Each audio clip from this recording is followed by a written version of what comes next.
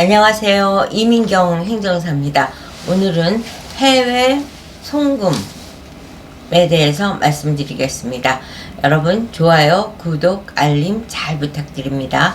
해외 송금에 있어서는 이제 한국에 있는 부동산을 팔아서 해외 송금하는 경우도 있고, 또 해외 유학가 있는 자녀를 위해서 송금하는 경우도 있고, 또 해외에 투자를 하기 위해서 송금을 하는 경우도 있고, 아주 다양한 경우의 수로 해외에 송금을 하고 있습니다. 물론 입금을 해서 출금하는 관계도 이제 이민경 행정사가 의뢰를 맡아서 진행을 해드리고, 그와 같은 이제 영상도 추후에 할 예정입니다. 오늘의 경우는 해외 투자, 그 중에서도 해외 이제 기업 투자, 합병, 그런 투자를 위한 개인이라기보다는 한국에서도 법인이고 해외에서도 법인인 그런 투자에 대한 합작 투자를 위한 송금 관련해서 말씀을 드리겠습니다.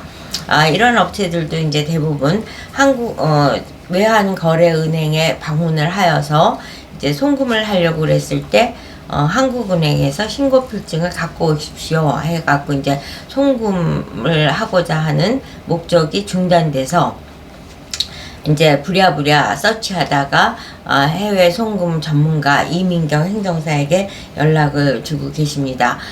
이와 같이 이제 요새 해외 송금을 많이 하는데, 그 케이스를 보면은 동남아, 이제 태국, 베트남, 필리핀 여러 국가에다가 돈을 송금해서 거기에 현지에 제조 공장을 설립하기도 하고, 또 마사지 샵이라든가 서비스 산업의 발전, 이제 관광 산업이 그쪽에 발전되어 있다 보니까 그 관광 산업과 관련한 이제 투자를 하기 위해서 송금을 시도하는 경우들이 대부분입니다.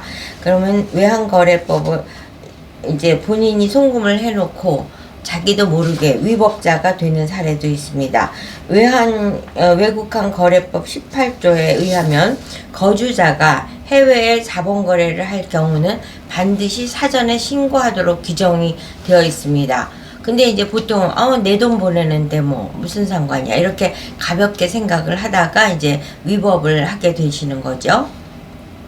그래서 이제 사전 신고 없이 송금을 했을 적에는 위반 금액이 위기 신고를 해야 돼요. 추후에 2% 과태료를 내기도 하지만은 10억 원 이상을 초과했을 때는 검찰에게 통보되어서 형사처벌을 받을 수 있다는 점 유념하시고, 제가 이제 해외 투자한 여러 케이스가 있는데 그 중에서 이제 두 가지 사례를 말씀을 드리면, 왜냐, 하나는 제조 공장이고 하나는 서비스업에 대한 투자이기 때문입니다.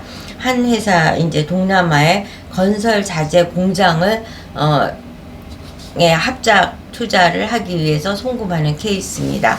이 경우는 한국에 이제 인건비가 너무 비싸다 보니까 인건비가 저렴한 동남아의 제조 공장을 설립해서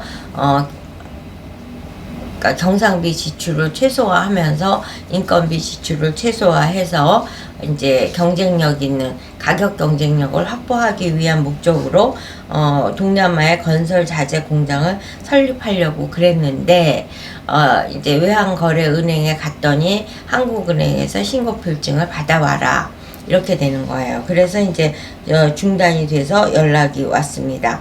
그래서 이제 거래은행 지정에서부터 한국은행 증권 취득 신고 서류까지 그 심사 대응 방법, 최종 송금하는 것까지 스스로, 의뢰인 스스로 할 수 있도록 이민경 행정사 사무실에서는 셀프 진행표를 작성해 드리고 있습니다.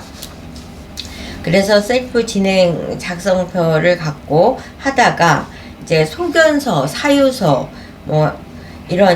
그런 거를 작성을 해야 될 경우에는 이제 스스로 작성이 어려우신 경우가 대부분이니까 그 비용만 별도로 받게 됩니다. 그러니까 진행표는 이제 소액으로 진행표를 작성을 해드리고, 그 진행표에 의해서 스스로 다 셀프로 할 수 있도록 가이드 해드리는 서류를 만들어 드리는 거죠. 그리고 그 서류 중에서 이제 소견서나 의견서 이런 거를 작성을 할 때는 어려움이 있기 때문에 뭐 위기 신고를 위한 사유서라든가 또는 증권 취득 신고 사유서라든가 이런 식의 이제 사유서를 써야 되는 것들이 있는데 그 부분에 대해서는 이제 별도 의뢰를 하셔야 된다 이렇게 말씀을 드릴 수 있습니다. 이제 동남아 마사지 샵을 하기 위해서 투자한 사례가 바로 위기 신고의 대상인데 이제 마사지 사업을 5억 정도 투자해서 동남아에 설립을 하려고 그랬는데 이제 1억 2천을 인테리어 비용이며 해서 미리 송금을 했습니다. 근데 그 미리 송금을 할 적에 한국은행에 신고를 하지 않은 상태에서 이제 송금을 한 거죠. 이게 바로 위기 신고의 대상인 겁니다.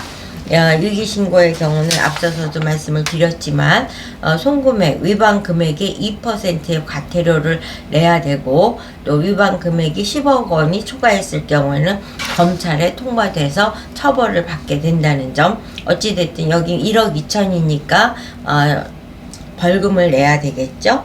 과태료를 2%를 내야 되고 그리고 이 위해서는 이제 그냥 나 과태료 낼래 이렇게 해서 되는 것이 아니라 위기 신고를 외환거래은행에 하면 외환거래은행이 금감원에 이제 심사를 청구하게 되고 본인이 또 한국은행에 위기 신고를 해서 신고필증을 받아야 됩니다. 그러면 그 신고필증을 갖고 외환거래은행에 가고 그 다음에 뿐만 아니라 이제 또 송금 나머지 3억 8천을 해야 되니까 3억 8천에 대한 송금을 하기 위해서 증권 취득 신고 절차를 또 한국은행에서 해서 신고 필증을 받는데 그 신청을 할 적에 내 돈을 어떻게 벌은 건지 또 만약에 차용을 한 것이 1억을 차용을 할 예정이라고 그러더라고요. 그러면 차용에 대한 또 증빙 서류도 제출을 해야 되고 또 내 돈이 어떻게 생긴 거냐 이런 거고 그 돈이 세금까지 다 낸 거냐 그러면 자금 출처 확인서를 국세청에서 발급을 받아야 됩니다. 이래서 자금의 출처도 밝히고 또 동남아의 그 합작 계약을 한 회사의 법인 사업자 등록증, 뭐 주식의 비율, 또 정관, 뭐 합작 계약서 이런 것들을 다 제출을 했을 적에 한국은행에서 이제 증권 취득 신고 필증을 발급을 해주고 증권 취득 신고 필증을 발급받은 다음에 그걸 갖고 외환거래은행에 갔을 때 이제 잔여금인 3억 8천을 송금을 할 수가 있게 되는 겁니다. 이렇게 많은 서류들이 필요하기 때문에 그 서류를 또 어디서 발급받아야 되는지도 모를 수도 있고 그래서 이와 같은 것을 이제 진행표를 작성을 해서 판매를 하고 있습니다. 개별마다 또 사유가 다르고 진행이 다르기 때문에 이제 각각 해서 발급을 해드리면 그 서류를 갖고 사유서나 이유서나 뭐 소견서 이런 걸 작성해야 될 때는 그 부분에 대해서 이민경 행정사에게 의뢰를 하시면은 이제 이민경 행정사가 갖고 있는 전문성을 갖고 작성을 설득력 있게 해서 한국은행의 담당자가 왜냐하면 사유서를 작성하고 소견서를 작성하는 이유는 이제 제출 서류를 뭐 여러 가지를 내잖아요. 그러면 그 제출 서류와의 관계성이라든가 설명해야 될 부분을 이제 의뢰인이 그 담당자를 만날 때마다 외환거래은행도 가야죠. 또 국세청도 가야죠.